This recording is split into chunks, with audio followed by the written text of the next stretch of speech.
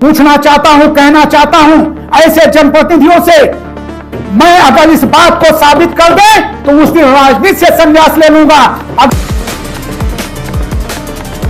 सबसे ज्यादा अगर मैंने प्रधानमंत्री मुख्यमंत्री आवास देने का काम किया तो मुस्लिम भाई अल्पसंख्यक समाज को देने का काम किया, और कोई एक गांव नहीं बचा है जहां पे हमारा छोटा भाई जो अनुज कुमार तिवारी है, वो कोई एक गांव नहीं बता सकता है कि विधायक जी, अगर किसी को बताना है तो आपके माध्यम से कमेंट करे कि विधायक जी इस गांव सभा में या इस जो जिला पंचायत के सदस्य हैं इनके क्षेत्र में काम नहीं हुआ है। विधायक जी अगर बात करें वर्तमान विधायक जो भदोही के हैं जाहिद बेग जी, उनसे जब बात होती है तो लोग कहते हैं हमारी सरकार नहीं है इसलिए विकास कार्य नहीं हो पाए, तो क्या जरूरी है एक विधायक के लिए कि उसकी सरकार ही हो?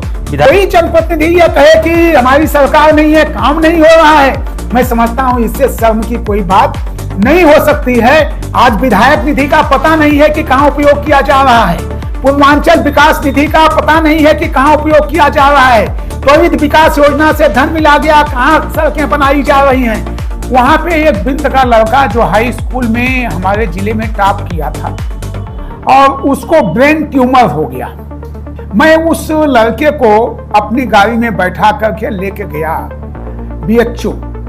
23 मई है, 23 मई को मैं बोल रहा हूं, और निश्चित रूप से अगली 23 मई तक यही सोना जो आज 1.5 लाख रुपए में है, निश्चित रूप से 60 से 70 हजार रुपए 10 ग्राम में आएगा। और मैं चुनाव लड़ रहा था तो उस समय कौंडल गांव के जितने क्षत्रिय समाज के लोग थे, कुछ लोग जो बाहर के अवांछनीय तत्व थे, उन लोगों ने पर्चा, नामांकन पर्चा खरीद लिया। तो 24 लोगों ने पर्चा खरीदा था, वो सभी लोगों ने पर्चा वापस कर दिया। वनवासी समाज भी है, अगर उसने भी कभी निमंत्रण दिया तो वहां भी जाकर के उसके सम्मान को बढ़ाने का काम किया। और बात करें इसमें भारत सरकार ने लोगों से खर्चे कम करने, विदेश से यात्रा कम करने और सोना न खरीदने की अपील की है। ये अपील इसलिए किया गया था कि सोना महंगा है। यहाँ ब्लॉक में तमाम लोगों को आप देखेंगे जो 1-1 किलो 2-2 किलो सोना अपने शरीर पे लाद करके चलते हैं। तो पहले आप लोग देखते थे कि मैं भी 3-4 गाड़ियों से चलता था, लेकिन जब से भारत यशस्वी प्रधानमंत्री नरेंद्र मोदी जी। विधायक जी आपके पास राजनीतिक अनुभव 35 वर्ष से अधिक का है, जब से योगी सरकार बनी है विगत 8-9 वर्षों में कितना परिवर्तन आपने देखा उत्तर प्रदेश में और अन्य सरकारों की तुलना में? तो बिजली को लेकर के तब जहां त्राहिमाम था, पहले लोग, गांव के लोग, देहात के लोग, शहर के लोग डिब्बा लेकर के मिट्टी का तेल लेने के लिए राशन की दुकान पे जाते थे, तो या स्कूटर लेने के लिए 10-10 साल 5-5 साल तक नंबर लगता था। अगर बात करें 2027 की तो किस रूप में अपने आप को देखते हैं, किस तरह तैयारी है?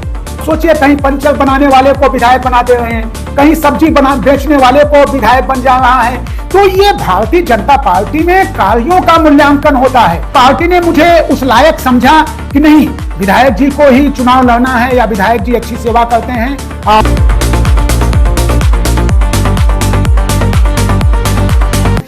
नमस्कार, आप देख रहे हैं भारत क्रांति न्यूज। मैं हूं शिवशंकर दुबे। आज हमारे साथ मौजूद हैं भदोही ही नहीं पूर्वांचल की राजनीति के एक बड़े चेहरे और चर्चित व्यक्ति माननीय रविन्द्रनाथ त्रिपाठी जी। आपको बताएं कि आप कई बार विधायक रह चुके हैं और लगातार क्षेत्र में बने रहते हैं। आज हम उनके राजनीतिक जीवन, उनके संघर्ष, उनके विकास और तमाम वर्तमान मुद्दों पर चर्चा करेंगे। विधायक जी, स्वागत है आपका हमारे चैनल में। सबसे पहले विधायक जी बात करें कि आपका राजनीतिक जीवन कब शुरू हुआ और एक BDC से लेकर विधायक तक का सफर कैसा रहा? देखिए, सबसे पहले तो मैं आपको आज बहुत बहुत धन्यवाद, बहुत बहुत बधाई और ढेर सारी शुभकामनाएं देता हूं कि आपका ये भारत क्रांति न्यूज मान्यता प्राप्त, भारत सरकार से मान्यता प्राप्त है, उसके लिए मैं आज आपको बहुत बहुत शुभकामनाएं देता हूं, आपको बधाई देता हूं।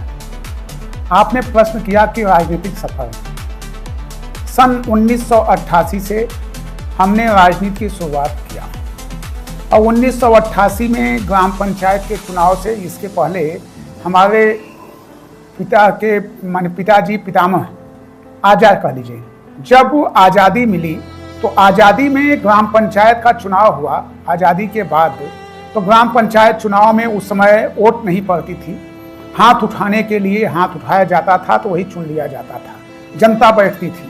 तो उस समय बहुत बड़ी इतनी आबादी नहीं थी, तो वो कई गांवों को मिला करके ग्राम पंचायत का चुनाव होता था। तो उस समय हमारे जो पितामह थे उन्होंने चुनाव लगा और उस समय से लेकर के आज तक ग्राम पंचायत का जो चुनाव होता है उसमें हमारे ही घर के लोग कोई न कोई, जैसे हमारे आजा रहे, फिर इसके बाद पिताजी रहे, फिर माताजी रही, फिर बहू रही, फिर भाई रहा। और मुझे गर्व है कि जिले में निर्विरोध अगर ग्राम पंचायत का कोई चुनाव होता है तो वो हमारी गांव सभा का चुनाव होता है। अपनी गांव सभा की जनता को मैं बहुत बहुत धन्यवाद देना चाहता हूं। और ये चुनाव विकास का चुनाव होता है। तो आपने हमारी राजनीतिक जो सफर वहाँ से शुरुआत हुई, इसके बाद ब्लॉक प्रमुख में तमाम चुनाव हुए, उसमें बढ़ चढ़ करके भागीदारी मैंने लिया। और फिर इसके बाद 1991 में जब श्रद्धेय प्रमादरणीय हमारे भारत के सबसे उच्च सदन में बैठने वाले श्रद्धेय प्रमादरणीय वीरेंद्र सिंह मस्त जी चुनाव लड़ रहे थे, 1991 से मैं अपनी पूरे फार्म में आकर के और पूरी राजनीति में सहभागिता निभाते हुए, और उस समय जब कहीं 4 चक्के की गाड़ियां नहीं दिखाई देती थी, एम्बेसडर दिखाई देती थी, उस समय हम लोग मोटरसाइकिल पे प्रचार प्रसार करके पहली बार यहाँ से भारतीय जनता पार्टी जो 1991 में हमने जब शुरुआत किया पहली बार, तो माननीय वीरेंद्र सिंह मस्त जी को हम लोगों ने सांसद बनाने का काम किया। वहाँ से हमारा राजनीतिक करियर शुरू होता है। राजनीति में हमारे आने के तमाम कारण हैं। मैं व्यवसाय करता था और ये कहावत भी है कि जिनके पैर फटी न बेवाई, क्या जाने पीर भराई। तो हम लोग अपना छोटा मोटा काम शुरू करते थे। और उस समय कहीं कहीं इतने हमारे समाज के लोग या गरीब समाज के लोग इतना सताया जाता था उनको कि एक दिन की मैं बात आपको बताऊं, 1994 के आसपास की बात है। तब मैंने राजनीति 1991 से शुरू किया। एक हमारे बिंद समाज का बेटा, जो गांव का नाम है, आज भी आप लोग जाएंगे पूछेंगे तो बताएंगे लोग, चौर बौरी बोझ चौर गांव है। वहाँ पे एक बिंद का लड़का जो हाई स्कूल में हमारे जिले में टॉप किया था और उसको ब्रेन ट्यूमर हो गया। उस गांव के, तब हमारा यहाँ सुरगांव में एक कमरे का ऑफिस था। मैं बाहर, कई लोग बैठे हुए थे, हम लोग बैठे हुए थे। तो उस गांव के लगभग 100-125 लोग आए।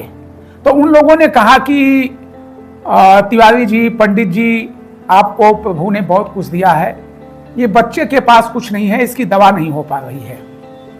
तो हमने कहा कि चिंता मत करिए आप लोग, इसके दवा में जितना भी पैसा खर्च होगा वो आपका बेटा है, आपका भाई देगा। मैं उस लड़के को अपनी गाड़ी में बैठा करके लेके गया बीएचयू जो काशी हिंदू विश्वविद्यालय, जैसा कि आप लोग जानते हैं। हाँ, तो वो वहाँ पे मैं बीएचयू लेकर के गया और वहाँ पे उसका उपचार कराने का काम किया गया। इस तरह से राजनीति में कभी कभी जो दबे कुचले लोग थे उनको कुछ ऐसे लोगों ने कुचलने का काम किया, उनके भावनाओं को ठुकराने का काम किया। और यहाँ तक कि उस समय, उन बातों को मैं नहीं कहना चाहता हूँ, उस समय कुछ लोगों की संगठित एक टोली थी, टीम थी, जो कहीं कहीं पे कोई कहीं भी दिखता था तो उसे मारना पीटना बेइज्जत करना, ये आम बात हो गई थी। तो एक दिन कुछ ऐसी घटना हुई तो हमारे पास कुछ लोग आए। तो जब वो अपनी सारी बातों को बताने का काम किए तो मैंने तुरंत सोचा कि प्रभु ने आज मुझको सब कुछ दिया है, इतना विशाल परिवार, हम लोग 9 भाई हैं और सब मिलाकर के हम लोग 23 भाई हैं, जो हमारा एक संगठित परिवार है। तो हमने सोचा कि ये धन, इतना सब कुछ भगवान ने दिया है और इस तरह से समाज में गरीबों को लोग कुचलने का काम करते हैं। तो वहां से हमने सक्रिय राजनीति करना शुरू किया।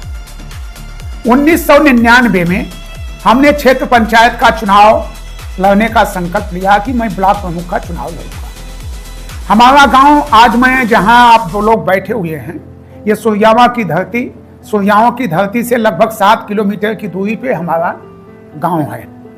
तो यहाँ पे एक गांव कौंडल गांव में सबसे अधिक संख्या वो क्षत्रिय समाज की संख्या थी। मैंने सोचा कि अगर मैं ब्राह्मण गांव से, किसी गांव से चुनाव लड़ता हूं तो लोग कहेंगे कि ये तो अपना वहां ब्राह्मण थे, गए चुनाव लड़े, चुनाव जीत लिए। तो मैंने निर्णय किया कि नहीं, जो सबसे अधिक आबादी का क्षत्रिय गांव है कौंडर, वहां से चुनाव लड़ने के लिए मैंने संकल्प लिया। और उस समय वो संकल्प इसलिए लिया कि मैं ब्राह्मण समाज से आता हूं। पहले हम यही ब्राह्मण समाज के लोग, चाहे क्षत्रिय हो चाहे यादव हो, इन लोगों के यहां हम लोग जाकर के, पहले, आज तो हलवाई लगते हैं, पहले हम लोग जो है कड़ाहे पे, वहीं पे हम लोग लपट करके, सभी लोग ब्राह्मण समाज के लड़के बुजुर्ग लपट करके कचौरी पूरी बनाने का काम करते थे और लोगों को बैठा करके पत्तल पे, जमीन पे बैठा करके पत्तल पे खिलाने का काम करते थे। और यही नहीं, वो पत्तल भी हम लोग उठा करके फेंकने का काम करते थे। तो ब्राह्मण समाज तो हमेशा एक दयालु समाज रहा है। तो जब मैं चुनाव लड़ रहा था तो उस समय कौंडर गांव के जितने क्षत्रिय समाज के लोग थे, कुछ लोग जो बाहर के अवांछनीय तत्व थे, उन लोगों ने पर्चा, नामांकन पर्चा खरीद लिया। तो उस गांव के लोगों ने कहा कि अगर पत्तल उठाना हुआ और भोजन कराना हुआ तो रविंद्र तिवारी के बाप दादा आजा से लेकर के रविंद्र तिवारी तक हम क्षत्रियों के यहाँ या यादवों के यहाँ पत्तल उठाने तक का कार्य किए हैं। और आज ये क्षेत्र पंचायत का चुनाव लड़ रहे हैं तो गांव का कोई भी व्यक्ति चुनाव नहीं लड़ेगा। 24 लोगों ने पर्चा खरीदा था, वो सभी लोगों ने पर्चा वापस कर लिया। और मैं उस समय आप लोगों को बताना चाहता हूं, फिर मैं ब्लॉक प्रमुख का चुनाव लड़ा। ब्लॉक प्रमुख के चुनाव में हमारे दरवाजे पे प्रति 1 घंटे 2 घंटे में लगभग 1 ट्रक पीएससी पहुंच जाती थी। लेकिन स्वेच्छा से मुझे लोगों ने ब्लॉक प्रमुख बनाने का काम किया। और जब मैं ब्लॉक प्रमुख बना, उससे पहले से लेकर के ब्लॉक प्रमुख तक हर गांव में जा करके वहां की जो मूल समस्याएं थी, उन समस्याओं को समाप्त करने का काम किया। मेन समस्याएं होती हैं, रास्ता समस्या होती है, घर का पानी कैसे निकले उसके लिए समस्याएं होती हैं। जब कौंडर गांव में आज भी अगर आप जाएंगे, आज लगभग 25 से 26 साल हो रहे हैं, अगर आप आज भी जाएंगे तो सबसे पहले मैंने वहां पे नाली बनवाने का काम किया, मैंने खरंजा लगवाने का काम किया। इस तरह से जो वहां की समस्या थी उस समस्या को समाप्त करने का काम किया। वहां से राजनीतिक सफर हमारा शुरू हुआ। इसके बाद फिर हम जो है 2006 में हमारा कार्यकाल समाप्त हुआ ब्लॉक प्रमुख का। फिर हमने जो है जनपद जौनपुर, बगल का जनपद है जौनपुर, वहां से मैंने टिकट लिया बहुजन समाज पार्टी से। और बहुजन समाज पार्टी से उस समय 2007 में आप लोग खाका निकाल करके देख लीजिए कि पूर्वांचल में सबसे अधिक वोटों से चुनाव जीतने का अगर कोई काम किया तो आपका बेटा या आपका भाई किया। और 2007 में मैं विधायक बना। इसके बाद निरंतर चलता राजनीतिक सफर चलता रहा। माता जी ब्लॉक प्रमुख रही, फिर भाई जिला पंचायत सदस्य रहे, फिर आज आप लोग देख रहे हैं कि घर के लोग ही ब्लॉक प्रमुख रहे। फिर इसके बाद आज जनपद भदोही की जो प्रथम नागरिक सबसे बड़ी कुर्सी होती है वो जिला पंचायत अध्यक्ष जिला पंचायत की, वो सबसे हमारा छोटा भाई अनिरुद्ध कुमार आज अध्यक्ष है जिला पंचायत का। तो इस तरह से फिर हमने 2017 में यहां से भदोही से चुनाव लड़ा और यहाँ की जनता ने मुझे चुनाव जिताने का काम किया। ये तो हमारा राजनीतिक सफर रहा। और निश्चित रूप से मैंने बताया भी कि बहुत ही आज कोई एक व्यक्ति, वो चाहे आज हमारे समाज का, हिंदू समाज का, जो सनातन धर्म के हम लोग मानने वाले लोग हैं, कोई भी व्यक्ति और समाज का सबसे निचले पायदान पे रहने वाला व्यक्ति, जो पंडित दीनदयाल उपाध्याय जी की सोच थी, जो श्यामा प्रसाद मुखर्जी जी की सोच थी, जो परम पूज्य बाबा साहब डॉक्टर भीमराव अंबेडकर जी की सोच थी, जिन्होंने मुझे ये वोट देने का अधिकार दिया, अंत्योदय। और आज एक हमारे इस, चाहे जनपद जौनपुर हो, चाहे जनपद भदोही हो, चाहे आसपास के जनपद बनारस, मिर्जापुर, इलाहाबाद, प्रयागराज हो, कोई एक व्यक्ति नहीं कह सकता कि विधायक जी मैंने एक फोन किया या निमंत्रण दिया या बेटी की शादी थी या मैं कथा सुना, तो चाहे वह समाज का हमारे सबसे निचले तबके पे जो बैठा हुआ व्यक्ति बनवासी समाज भी है, अगर उसने भी कभी निमंत्रण दिया तो वहां भी जाकर के उसके सम्मान को बढ़ाने का काम किया और उसकी बेटी का भी कन्या पूजन करने का काम और पांव पूजन करने का काम आपका बेटा या आपका भाई किया। विधायक जी, ये आपके व्यक्तिगत जीवन पे हम लोग चर्चा कर रहे थे। अगर बात करें, इसमें भारत सरकार ने लोगों से खर्चे कम करने, विदेश से यात्रा कम करने और सोना न खरीदने की अपील की है। आप इस अपील को किस रूप में लेते हैं, जबकि विपक्ष कहीं न कहीं इसका मजाक उड़ा रही है? देखिए, सोना तो हमारे भारत में एक तरह से भंडार है। मैं ऐसा नहीं समझता हूं कि हमारे घर की जो बहू बेटियां हैं या हमारी जो माताएं बहनें हैं, ऐसा कोई परिवार नहीं है जिसके घर में सोना ना हो। जब ये पूरा आज विश्व में त्राहिमाम मचा हुआ है और जहां पे विश्व में जो सबसे अधिक जो देश सोना रखे हुए हैं वो सोना महंगा कर दिए हैं, तो सोना महंगा कर दिए हैं, यही सोना आगे चल करके फिर बहुत सस्ता हो जाएगा। तो ये सोना न खरीदने, बल्कि अपील इसलिए किया गया है कि हम जो फजूल हमारा पैसा बर्बाद होने वाला है वो पैसा बर्बाद ना हो। हम सोने को आगे चल करके खरीदने का काम करेंगे और आगे चल करके हम सोना खरीदेंगे। जो आज सोना हम 1.5 लाख रुपए में 10 ग्राम खरीदने का काम करेंगे, वही सोना निश्चित रूप से आज देख लीजिएगा आप लोग, आज 23 मई है, 23 मई को मैं बोल रहा हूं और निश्चित रूप से अगली 23 मई तक यही सोना जो आज 1.5 लाख रुपए में है, निश्चित रूप से 60 से 70 हजार रुपए 10 ग्राम में आएगा और फिर मैं आपको बाइट देने का काम करूंगा। तो ये भारत में हम भारत के पैसे को विदेशों में जो बर्बाद हो रहा है, जो बाहर की कंट्रियां जो भारत का धन उगाने का काम कर रहे हैं सोना महंगा करके, ये अपील है कि आप लोग थोड़ा सा संयम बरतें हैं और सोना खरीदने के लिए समय है। और इस समय तो शादी विवाह भी नहीं है, अगले साल यही सोना सस्ता हो जाएगा, फिर आप लोग सोना खरीदने का काम करें।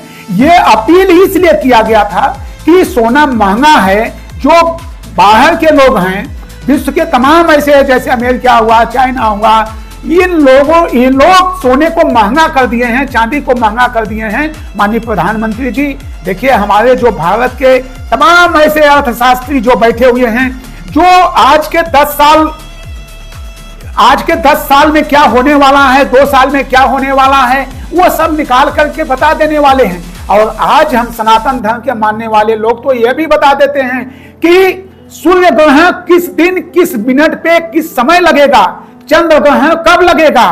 तो ये भारत वैज्ञानिकों का देश है, ऋषियों का देश है, महर्षियों का देश है और ज्योतिषाचार्यों का देश है। तो निश्चित रूप से ये सोना न खरीदने की जो अपील की गई है, केवल हम अपना पैसा न बर्बाद करें इसलिए अपील की गई है। यही सोना आप लोग 1 साल के बाद खूब खरीदिए, कोई मनाही नहीं होगी। तो ये फिजूल जो खर्च है उसको केवल रोकने के लिए ऐसे कदम उठाए गए हैं और सभी आप देख रहे हैं कि व्यापार कायदे से चल रहे हैं।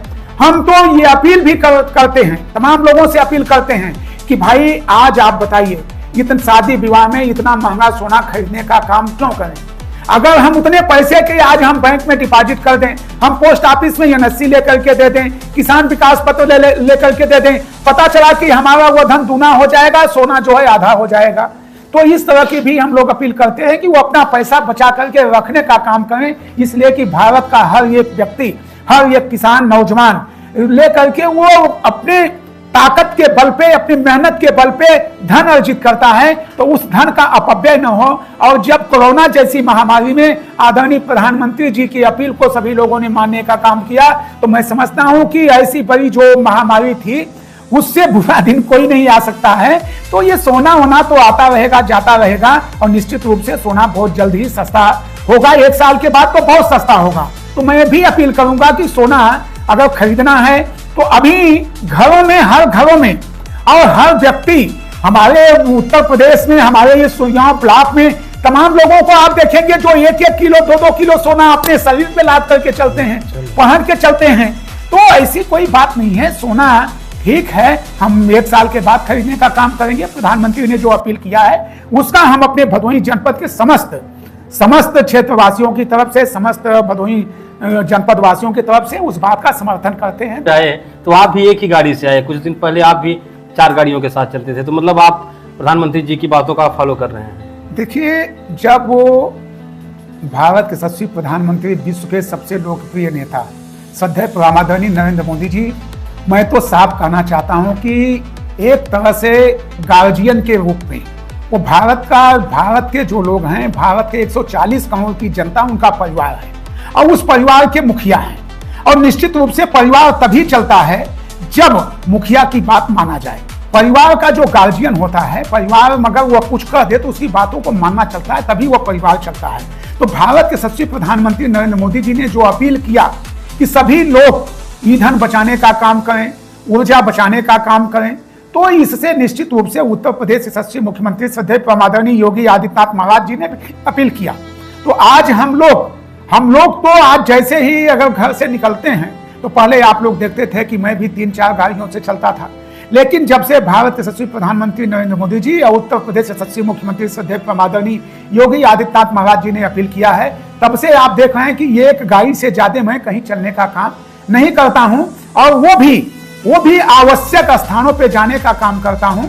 और लोग उस पर टीका टिप्पणी भी करने का काम करते हैं कि विधायक जी एक ही गाड़ी से चल रहे हैं। जब हमारे तमाम लोग एक गाड़ी से चलना शुरू किए हैं तो मुझे भी हमारा नैतिक दायित्व कर्तव्य है कि हम 140 करोड़ की जनता के हित के लिए अपनी फिजूल खर्ची, फिजूल फ्यूल जो हमारा डीजल पेट्रोल ये है, इसको बचाने का काम करें। और निश्चित रूप से पहले की बात मैं अगर बताऊं तो हम लोगों ने वो भी दिन देखा है। मैं बताया आपसे कि हमारा घर सुरयामा से लगभग 7 किलोमीटर की दूरी पे है। मैं तब इतने न तो यहाँ पे विद्यालय हुआ करते थे, न जूनियर हाई स्कूल होते थे, प्राइमरी पाठशाला कहीं 2-2, 3-3 किलोमीटर की दूरी पे होते थे। तो हम लोग 7 किलोमीटर पैदल आते थे, 7 किलोमीटर पैदल जाते थे और सुरयामा चौगुना से सुरयामा आकर के शिक्षा ग्रहण करने का काम करते थे। तो हम लोग तो वो ताकत रखते हैं, भारत का हर ये व्यक्ति इतनी ताकत रखता है।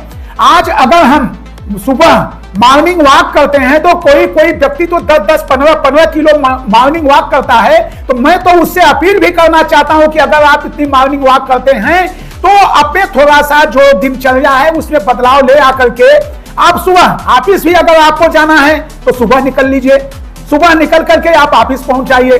संसाधन का प्रयोग नहीं होगा। आप कहीं अपने कार्य के लिए मार्केट में कुछ खरीदारी करना है, आप सुबह जाकर के खरीदारी करके लौट आए। तो ये सब दिन हम लोगों ने देखा है और मैंने ये दिन देखा है, इसलिए मैं अपील भी करना चाहता हूं फिजूल की खर्ची या मोटरसाइकिल पे तमाम आज हमारे ऐसे बच्चे हैं, ऐसे लड़के हैं, भारत के युवा हैं कि जहां पे मैं देखता हूं कि एक्सीलेटर चलते रहते हैं, एक्सीलेटर इतना तेज कर देते हैं कि उससे बताइए नाजायज वो नहीं सोचते हैं कि नाजायज फिजूल खर्ची हो रही है। एक बार मैं आप लोगों को एक बात और बताना चाहता हूं, कभी कभी आज ये भारत में कल्चर है, भारत में खासकर उत्तर प्रदेश में पहले तो बहुत था लेकिन अब नहीं है।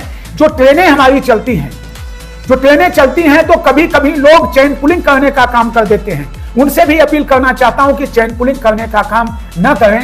एक बार अगर ट्रेन चेन पुलिंग होती है तो उसमें तमाम ऐसे यात्री बैठे होते हैं जो तमाम उनको असुविधाएं होती हैं। इसके साथ साथ लगभग 40,000 रुपए का नुकसान एक बार चेन पुलिंग से आता है। तो हम ये अपील करेंगे कि निश्चित रूप से हम हमारे अपने स्वास्थ्य के लिए, शरीर के लिए हम वॉकिंग करें, वॉकिंग करके बाजार में शाम को सुबह शाम निकलें, शाम को निकल करके जरूरी जो सामान है उसको खरीद करके ले आए। पहले तो हम लोग एक महीने का, जब हम लोग पढ़ते थे, विद्यार्थी जीवन भी था, तो पूरा घर से 1 महीने का पूरा राशन, चावल, आटा, आलू, सब्जी, प्याज ये लेकर के जाते थे। तो अंदाज मिलता था इतना, पूरे 1 महीने का सामान जाकर के दुकान पर से इतना तेल लगेगा, इतना मसाला लगेगा, खरीद करके रख देते थे। अरे भाई क्यों फिजूल खर्ची पे आप जा रहे हैं? एक आपने कभी नहीं सोचा। एक नई बात बताना चाहता हूं आपको, युवाओं को बताना चाहता हूं कि अगर आप केवल मात्र बाजार में जाकर के कोई भी व्यक्ति जाता है तो 100 रुपए से कम उसका खर्च नहीं होता है।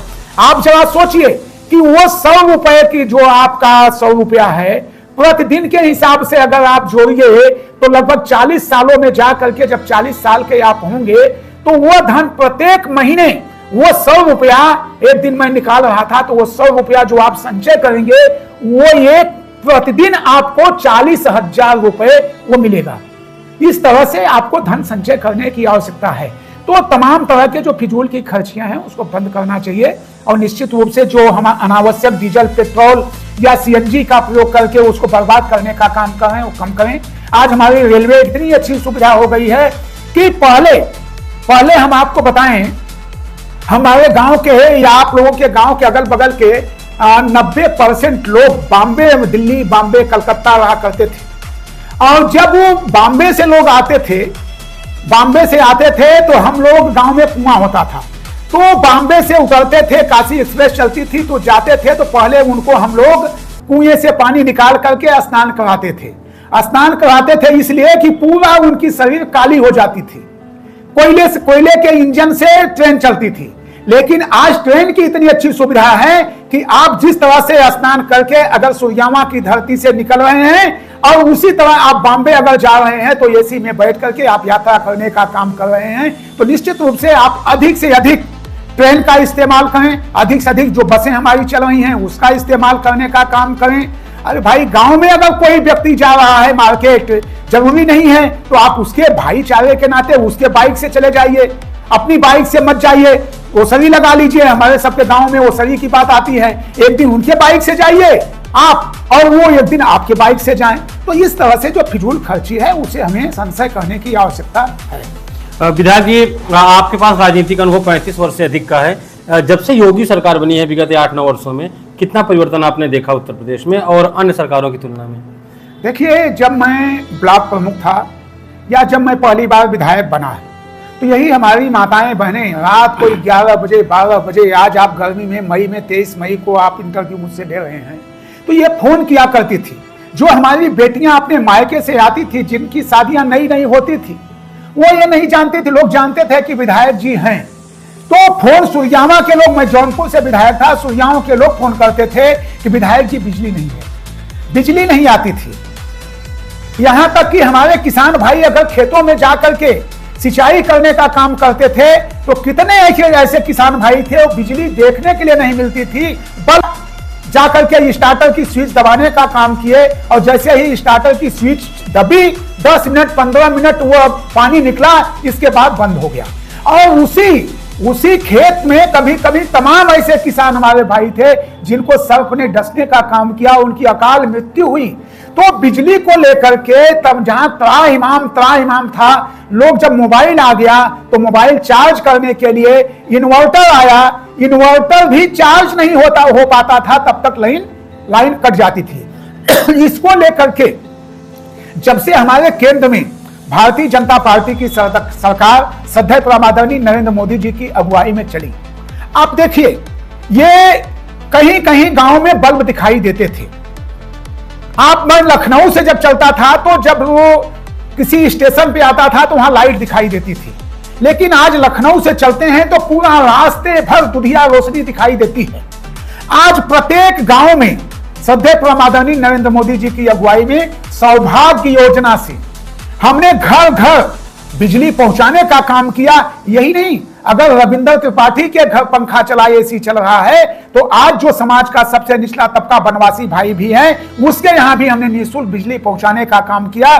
पहले यही सरकार का अंतर है कि पहले लोग, गांव के लोग, देहात के लोग, शहर के लोग डिब्बा लेकर के मिट्टी का तेल लेने के लिए राशन की दुकान पे जाते थे और कोटेदार दुकान डिब्बा लेकर के फेंक देता था, उनको मिट्टी का तेल नहीं मिलता था, राशन नहीं मिलता था। आज यही हमारा भारत है कि आज हमने उसके घर तक आप चाहे जहां जाकर के आप राशन ले लीजिए, आप वहां पे दुधिया रोशनी देने का काम किया जा रहा है। पहले, आज के ठीक 10 साल पहले की अगर मैं बात करूं, ज्यादा समय की बात नहीं कर रहा हूं, 10 साल पहले मैं दावे के साथ कह रहा हूं कि कहीं गांव में, किसी गांव में एक आध एसी दिखाई देती थी, लेकिन आज गांव में आप चले जाइए तो प्रत्येक घरों में जितनी माताएं बहनें हैं, जितने हमारे भाई हैं, सभी लोगों के घरों में आज एसी है। तो ये कितना बड़ा परिवर्तन है। और यही नहीं, आप देखिए, परिवर्तन की बात आपने कहा तो परिवर्तन पे ही मैं कहना चाहता हूं कि जब हमने अपना राजनीतिक जीवन सफल किया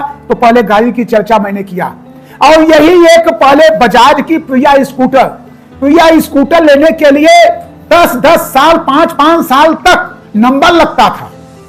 और जैसे ही श्रद्धेय प्रधानमंत्री अटल बिहारी वाजपेयी जी के नेतृत्व में भारत में भारतीय जनता पार्टी की सरकार बनी, आप देख रहे हैं कि घर घर जाकर के आज लोग, चाहे वह ट्रैक्टर हो, चाहे 4 चक्के की गाड़ियां हो, चाहे मोटरसाइकिल, कोई आज इतनी हर घर में जितने व्यक्ति हैं उतने संसाधन हो गए हैं। तो ये बहुत बड़ा परिवर्तन हुआ है।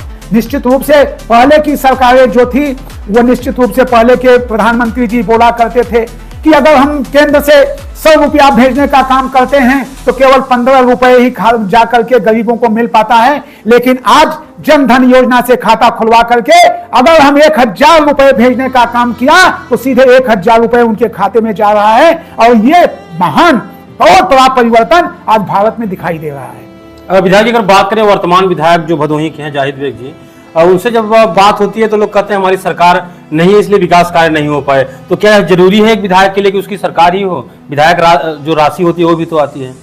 देखिए, सबसे बड़ी जो शक्ति होती है वो लोकतंत्र में जनशक्ति होती है। जनशक्ति से बड़ी कोई ताकत नहीं होती है।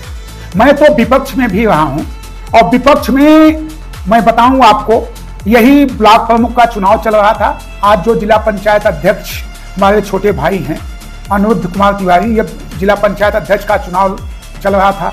सपा की सरकार चल रही थी। तमाम यातनाओं को झेलते हुए हम लोगों ने वो किया। तो हमारे पास जनशक्ति थी और जो जनप्रतिनिधि हैं, जन, यही बात आई ना, जनप्रतिनिधि, वो जनता के प्रतिनिधि हैं और जनता की आवाज को दुनिया में कोई ऐसा पैदा नहीं हुआ है कि जो जनता की आवाज को दबा सके। जो बाबा साहब ने मुझे एक वोट का अधिकार दिया, जो लोकतंत्र में मुझे एक वोट देने का अधिकार मिला है, जो श्रद्धेय परम आदरणीय पंडित दीनदयाल उपाध्याय जी, श्यामा प्रसाद मुखर्जी जी, इन लोगों का जो सपना था, आज वही कारण है ना, जहां बलिदान हुए मुखर्जी, वो कश्मीर हमारा है। आप सोचिए कि आज बंगाल जैसे देश में भारतीय जनता पार्टी की सरकार बनी, ये किसकी देन है? ये जनता की देन है। जहां तक यहां के ये जो इस तरह से बातों का जवाब देते हैं लोग जनता को कि हमारी सरकार नहीं है, तो मैं समझता हूं कि यह तुच्छ मानसिकता है।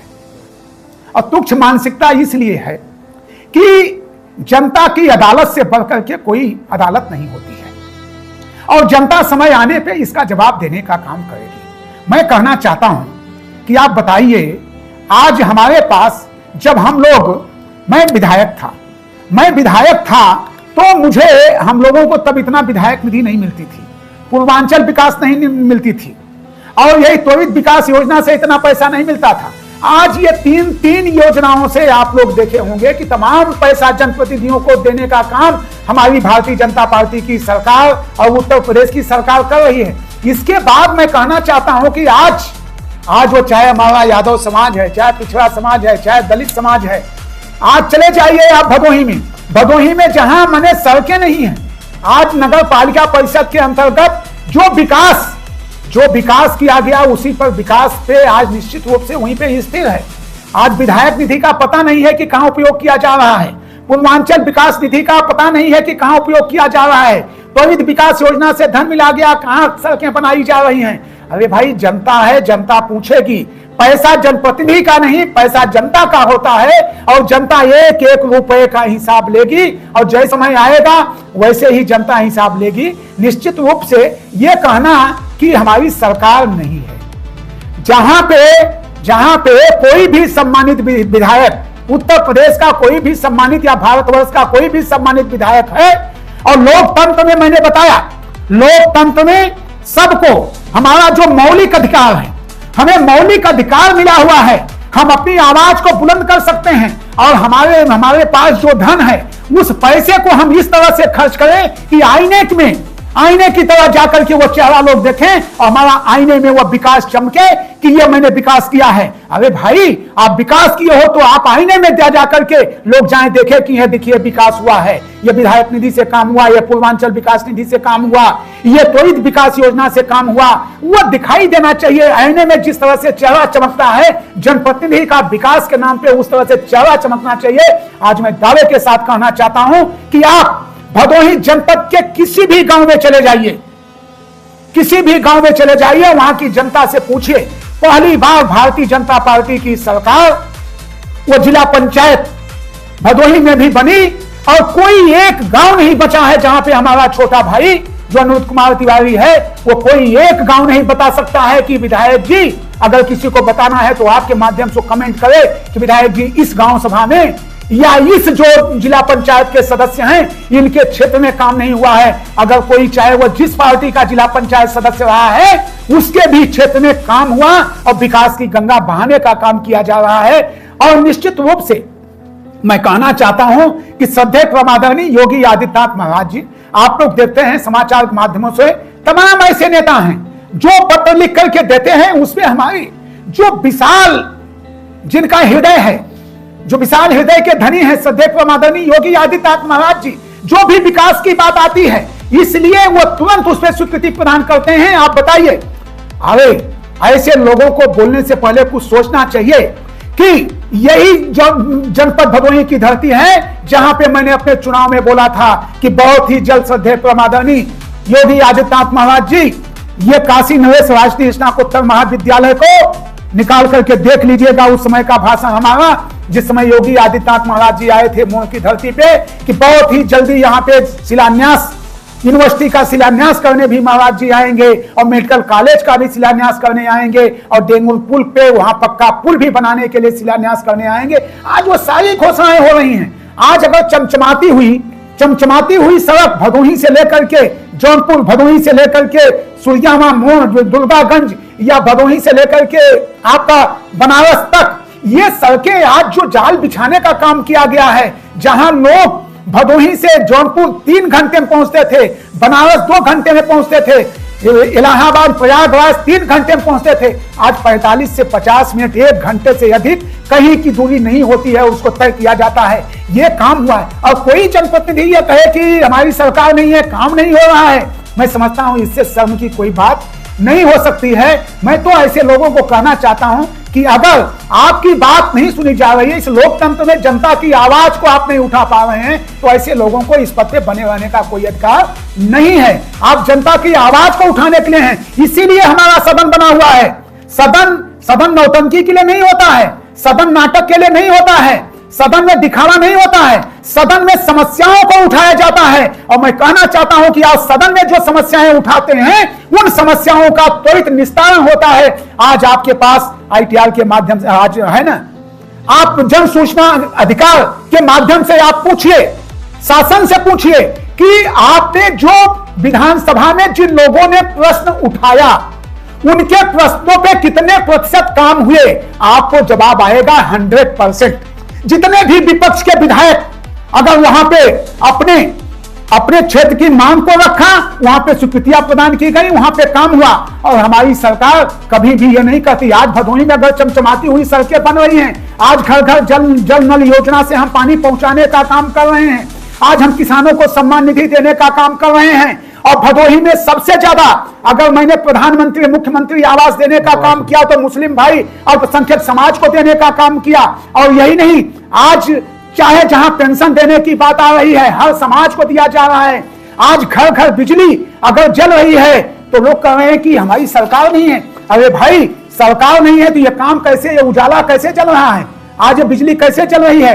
आज हम गरीबों के उपचार के लिए, पहले समाचार पत्रों में निकलता था कि आज दवा के अभाव में यहाँ पे इस मरीज की मृत्यु हो गई, लेकिन आज आयुष्मान कार्ड के माध्यम से 5 लाख रुपए, और जो जिनके पास आयुष्मान कार्ड नहीं है, मुख्यमंत्री आर्थिक सहायता योजना के तहत, मैं पूछना चाहता हूं, कहना चाहता हूं ऐसे जनप्रतिनिधियों से, मैं अगर इस बात को साबित कर दे तो उस दिन राजनीति से संन्यास ले लूंगा। अगर उन्होंने पत्र लिखा होगा कि इस गरीब व्यक्ति के लिए इलाज के लिए 50,000 रुपए की आवश्यकता है, तो अगर मुख्यमंत्री जी पैसा उस व्यक्ति को नहीं दिए होंगे, वो साबित कर दे, तो मैं राजनीति से संन्यास ले लूंगा। ऐसे जनप्रतिनिधियों को नसीहत देना चाहता हूं कि वो अगर उन्होंने पत्र लिखा है तो वहां मुख्यमंत्री आर्थिक सहायता योजना से उस गरीब व्यक्ति को दवा के लिए पैसा भी मिला है। यह कहना गलत है कि सरकार हमारी नहीं है, सरकार जनता की है, और जनता की अदालत से बढ़कर के कोई अदालत नहीं होती है। यही हमेशा जवाब देते हैं। और आने वाले वक्त में जो ऐसे लोग नौटंकी बाज हैं, जो नौटंकी करने का काम करते हैं, उनको जनता जवाब देगी। धन्यवाद। विधायक जी, एक अंत में विपक्ष कहता है कि बेरोजगारी अपने चरम स्तर पर है। इतनी बेरोजगारी है कि कुछ बोल दिया जाता है युवाओं को काकरोच के नाम पे, और लगभग 22 करोड़ युवा इकट्ठा हो जाते हैं, 2 करोड़ से ज्यादा युवा। तो और लगातार आरोप लगते हैं बेरोजगारी के, लेकिन फिर भी हम देखते हैं कि भारतीय जनता पार्टी सभी राज्यों में चुनाव जीत रही है। क्या लगता है आपको? देखिए, मैंने बताया, अगर आज आपके 40 साल पहले की बात करें तो जब हम लोग मेला देखने जाते थे तो हम लोगों को 4 आने पैसे मिलते थे। आना 4 आना, किसी को 1 आना, किसी को 2 आना, किसी को 4 आना पैसा मिलता था। आज बेरोजगारी कहाँ है, आप बताइए ना। कोई भी युवा, जो हमारे युवा हैं, आज निश्चित रूप से आप उठा करके खाका देखिए ना कि आज हमारी लगभग 11 साल की 12 साल की सरकार भारतवर्ष में सदैव प्रधानमंत्री नरेंद्र मोदी जी के, और 10 वर्ष के लगभग 9.5 साल हो गए उत्तर प्रदेश में। आप खाका निकाल करके देखिए कि कितनी नौकरियां हम लोग देने का काम किए, कितने लोगों को रोजगार उपलब्ध कराने का काम किया गया। 1 डिस्ट्रिक्ट 1 प्रोजेक्ट के माध्यम से कितने युवाओं को जोड़ने का काम किया गया। अरे भाई, शर्म नहीं आती ऐसे लोगों को पूछने से? आप बताइए, यही जो ठेला लगाने वाले लोग रोडों पे चलते थे, आज उनसे जो है लोग पहले किसी के यहां जाकर के अगर वो 100 रुपया लेते थे कि बाबूजी 100 रुपया मुझको दे दीजिए, मैं शाम को आपको 110 रुपया जा रहा हूं, सब्जी खरीद के ले आऊंगा, ठेले लगाऊंगा और शाम को आपको 110 रुपया दूंगा। लेकिन भारत के यशस्वी प्रधानमंत्री नरेंद्र मोदी जी, उत्तर प्रदेश यशस्वी मुख्यमंत्री सदैव आदरणीय योगी आदित्यनाथ महाराज जी, जो निचले तबके के लोग जो पटरी पे ठेला लगाने काम करते थे, खुमचा लगाने काम करते थे, उनको भी ब्याज रहित हम पैसा देकर के उनको भी आगे बढ़ाने का काम किया गया है। निश्चित रूप से जो हमारे युवा हैं, आज प्राइवेट सेक्टर है, सरकारी सेक्टर है, इतने वांट निकल रहे हैं, इतनी नौकरियां दी जा रही हैं। हमारी जनसंख्या, आप तुलना करिए, पहले हमारी जनसंख्या क्या थी, अब हमारी जनसंख्या क्या है। जनसंख्या के हिसाब से निश्चित रूप से आज हम भारत एक शक्तिशाली देश जो विश्व में उभर करके आया है, उसके पीछे हमारे युवा हैं। और युवा की शक्ति ही, आज युवाओं के हुनर से ही तो आज हम पूरे भारत के लोग आज विदेशों में इतना हम आपूर्ति करने का काम कर रहे हैं, वहां से निर्यात करने का काम कर रहे हैं। विदेशों से तमाम ऐसी सामग्रियां हैं जो आ रही हैं, और यहां से तमाम ऐसे सामग्रियां हैं जो यहां से आयात हो रही हैं, निर्यात हो रही हैं। तो इस तरह से तमाम ऐसे हमारे युवा हैं, जो हमारा ये भदोही जनपद जो पूरे विश्व में कालीन नगरी के रूप में जाना जाता है। आज आप जाके देखिए ना, पहले घरों में काठ पे लूम लगा करके कालीन बिनाई काम होता था। लेकिन आज भदोही जैसे देश में हम प्रतिदिन, भदोही जैसे आप चले जाइए जिले में और भदोही नगर में आप चले जाइए तो वहां हम मशीन से कालीन बनाने का काम कर रहे हैं, और लगभग 1000 मीटर प्रतिदिन हम कपड़ा जो है बना करके, कालीन बना करके आप लोगों को एक दिन मैं लिवा चलूंगा, देखिएगा, वहां से यहां से निर्यात करने का काम किया जा रहा है।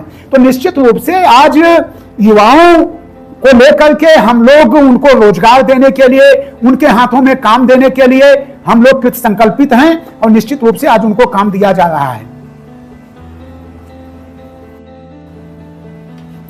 जी विधायक जी, राजनीति का उद्देश्य सेवा होता है, जो लगातार आप 35 वर्षों से कर रहे हैं। अभी हमने कल ही देखा, आपने डीआरएम को जाकर पत्रक सौंपा इंटरसिटी के ठहराव के लिए। लगातार कई दिनों से इसकी मांग चल रही थी। अगर बात करें 2027 की, तो किस रूप में अपने आप को देखते हैं, किस तरह तैयारी है? देखिए, मैंने अभी इसके पहले, आपने कुछ जनप्रतिनिधियों के विषय पे बात किया, मैंने इसके पहले मैं बताऊं कि अंडरपास की चाहे बात रही हो, उस बात को ले जाकर के मैंने प्राथमिकता पे रखने का काम किया, और आज हरदुआ सराय कमसाय में अंडरपास बनने जा रहा है, शुरू हो गया है। उसी के तहत जब मैं विधायक था तो यहाँ पे कामायनी एक्सप्रेस ट्रेन रोकने का काम किया गया, भदोही में जश्न ट्रेन रोकने का काम किया गया। तमाम आवाज को, जनता की आवाज को उठाने का ये काम हमारा है। आज जो जनता मुझे 1 लाख वोट देने का काम किया, 1 लाख लोगों की जनशक्ति, जो 1 लाख मतदाताओं ने मुझे अपना मत दिया, उनकी समस्याओं को लेकर के, भदोही जनपद की समस्याओं को लेकर के, अगल बगल चाहे जनपद जौनपुर हो, चाहे हमारा प्रयागराज हो, मिर्जापुर हो, और जो हमारा सुरजामा स्टेशन है वो जौनपुर के मध्य में, जौनपुर से सटा हुआ ये हमारा स्टेशन है। और यहाँ पे हमने 5107, 5108 जो वाराणसी लखनऊ इंटरसिटी है, वो डीआरएम से जा करके मैंने अपनी बात रखने का काम किया, और डीआरएम ने मुझे पूर्ण रूप से आश्वासन दिया कि विधायक जी, चूंकि हम लोगों के अधिकार क्षेत्र में नहीं है, बोर्ड से इसकी स्वीकृति मिलना है, लेकिन आप इस तरह से जो आपने उदाहरण प्रस्तुत किया है, अपनी बातों को आपने रखा है, ये जायज है। मैंने बताया भी मैंने बताया भी, आपके चैनल के माध्यम से बताना भी चाहता हूं कि आप लोग देखते भी हैं कि जो इंटरसिटी जाती है या वो लखनऊ से आती है तो जंघई से लेकर के भदोही के बीच में लगभग 40 मिनट का उसमें मार्जिन हो जाता है। तो अगर सुइयाओं स्टेशन पे 1 मिनट 2 मिनट के लिए ट्रेन रुक जाती है तो वो सुइयाओं के लिए बहुत बड़ी सौभाग्य की बात होगी। भदोही में जाकर के आधे घंटे तक खड़ी रहती है, उससे क्या लाभ है भाई? आप 1 मिनट के लिए रोक दीजिए, उससे तमाम लोगों का हित हो जाएगा। तो मैंने अपनी बातों को रखने का काम किया और निश्चित रूप से उसमें सफलता मिलेगी। आप देखिए, जहां सुइयावा में जाम लगा रहता था, रेलवे की बात आपने किया इसलिए मैं कह रहा हूं, सुइयावा में जाम लगा रहता था तो वहां पे मैंने ओवरब्रिज बनाने का काम किया और वो ओवरब्रिज बनकर के तैयार है। उसकी मांग भी मैंने जाकर के ब्लॉक बोला जाता है, 2 घंटे का ब्लॉक लोगों ने मांग किया था, वो ब्लॉक नहीं मिल रहा था। वो इस समय हमारे जो जनपद जौनपुर की भी गाड़ियां हैं, जो जौनपुर रूट की गाड़ियां हैं, वो इसी रूट पे गाड़ियां चल रही हैं। तो डीआरएम ने कहा कि विधायक जी हम बहुत ही जल्द वो ब्लॉक देने का काम करेंगे और ये पुल बनकर के तैयार हो जाएगा तो जो जाम की समस्या है वो समाप्त हो जाएगी। आप कंधिया ले लीजिए, चाहे यहाँ ले लीजिए, और यही भदोही की धरती है जहां पे 2-2 दिन 3-3 दिन तक जाम लगा रहता था। उस जाम से निजात दिलाने का काम अगर किसी ने किया तो भारतीय जनता पार्टी की सरकार ने किया। और निश्चित रूप से ये जो समस्याएं हैं, इन समस्याओं को दूर करने का काम किया जाएगा। आपने कहा कि 2027 को लेकर के आपकी क्या तैयारी? देखिए, मैं भारतीय जनता पार्टी का एक छोटा सा कार्यकर्ता हूं और कार्यकर्ता के नाते हमें जो जिम्मेदारियां मिलती हैं उन जिम्मेदारियों को निभाने का काम करता है। मैं 1 लाख वोट पाकर के थोड़े बहुत ही कम वोट से चुनाव में पराजय हमारी हुई, लेकिन निश्चित रूप से बताना चाहता हूं मैं भारतीय जनता पार्टी का एक छोटा सा सिपाही है। अगर पार्टी ने मुझे उस लायक समझा कि नहीं विधायक जी को ही चुनाव लड़ना है या विधायक जी अच्छी सेवा करते हैं, हमारे गीता में भी है कर्मण्येवाधिकारस्ते मा फलेषु कदाचन, हम लोग कर्म पे विश्वास रखते हैं, हमारा कर्म ठीक होगा, हमारा कार्य ठीक होगा, हम जनता के बीच में रातों दिन लगे रहते हैं। तो निश्चित रूप से जो हमारे विश्व के नंबर 1 की पार्टी है वहां पे हम जैसे कार्यकर्ता, लाखों करोड़ों कार्यकर्ता हैं और कार्यकर्ताओं को आप देख रहे हैं। आदरणीय श्रद्धेय परम आदरणीय नरेंद्र मोदी जी, कहीं कहीं जो भारत के सचिव गृह मंत्री हैं श्रद्धेय परम आदरणीय अमित शाह जी, और जो हमारे संगठन के शिल्पीकार लोग हैं, आप सोचिए कहीं पंचर बनाने वाले को विधायक बना दे रहे हैं, कहीं सब्जी बेचने वाले को विधायक बन जा रहा है। तो ये भारतीय जनता पार्टी में कार्यों का मूल्यांकन होता है, भारतीय जनता पार्टी में एक एक दिन का मूल्यांकन होता है और जो अपना दिन समर्पित करता है भारतीय जनता पार्टी के कार्य के लिए। हम लोग राजनीति कोई व्यापार नहीं है, राजनीति सेवा है। हम राजनीति करते हैं सेवा की भाव से, हम सेवा की भावनाओं से जनता के बीच में जाते हैं, हम उनकी सेवा करने के लिए चुनाव लड़ते हैं और वो चुनाव जिताने का काम करते हैं। आप बताइए 2017 में जहां लगभग मैं 80,000 वोट पाकर के चुनाव जीता था और 2022 में वहीं पे 1 लाख वोट पा करके बहुत कम वोटों से चुनाव में पराजय हुआ। उसकी चिंता मुझे नहीं है, लेकिन मैं आज मानता हूं कि जो 1 लाख लोगों ने मुझे अपना मत देने का काम किया, मैं उनका चरण रज लेता हूं और जाकर के उनके हर सुख दुख में, उनके ही नहीं भदोही विधानसभा का एक व्यक्ति नहीं कर सकता। वो चाहे मुझे अगर चौराहे पे 2022 में खड़ा होकर के अगर गाली भी दिया था कि विधायक जी या मुझे वोट नहीं, हम लोग उसके साथ हैं। भारतीय जनता पार्टी में कभी कोई अपनी दावेदारी नहीं कर सकता है। भारतीय जनता पार्टी में कर्मों का मूल्यांकन होता है, कर्मों के आधार पे भारतीय जनता पार्टी में, सेवा के आधार पे भारतीय जनता पार्टी में प्रत्याशी बनाए जाते हैं और वही सेवा के भाव से जनता उनको चुनाव